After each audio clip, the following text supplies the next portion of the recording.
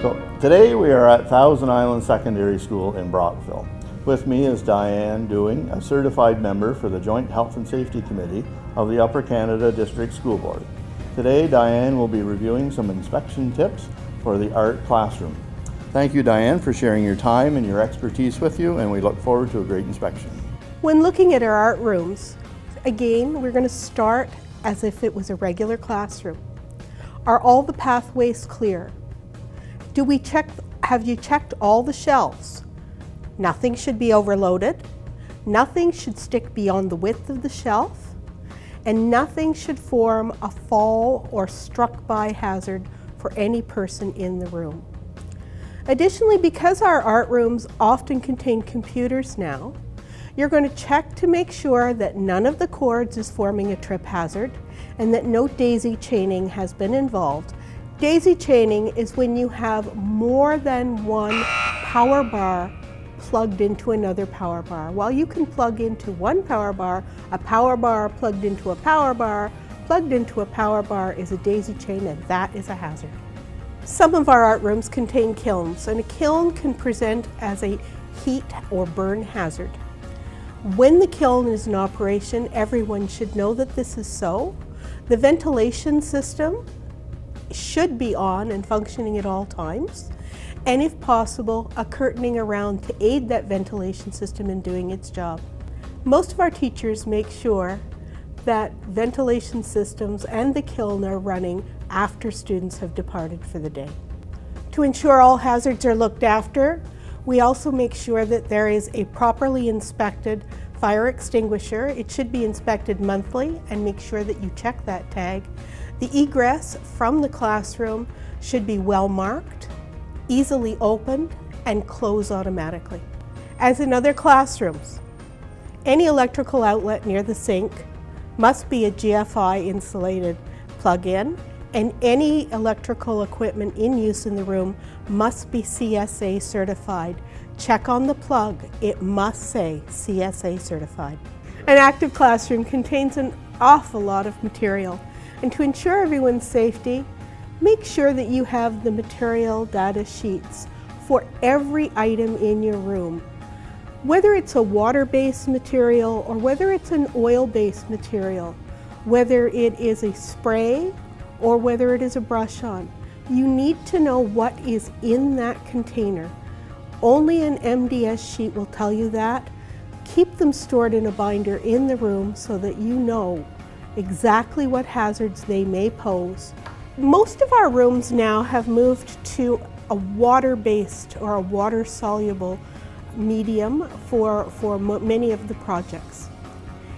If you are still using an oil-based product, or you're using products which are a spray-on and the cans are marked flammable, they need to be stored in an inflammable chest.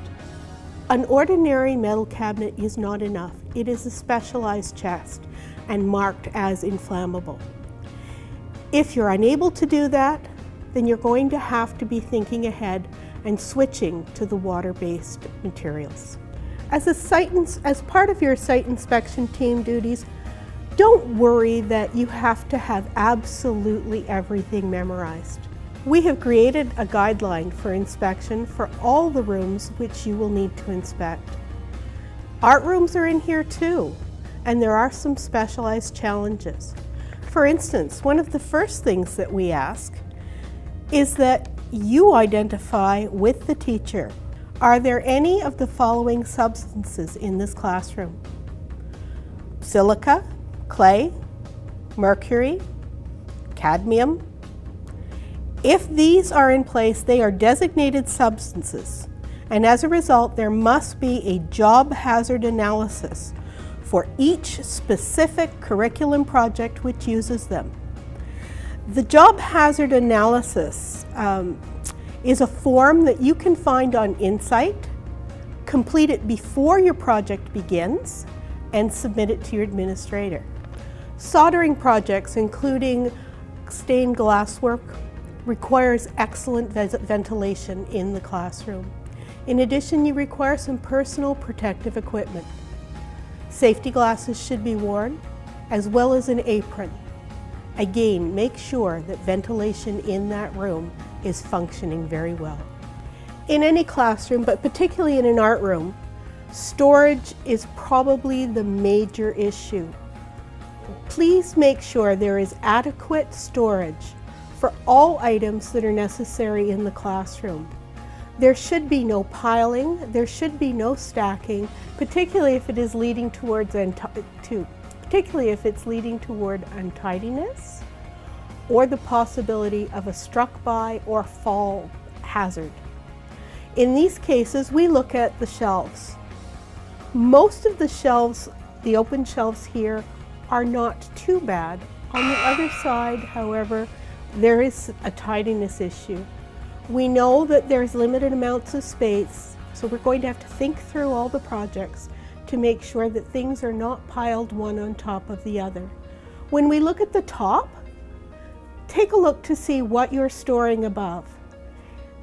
Is it necessary? In this case, these are heavy pieces of equipment that were difficult to put up and will be difficult to take down.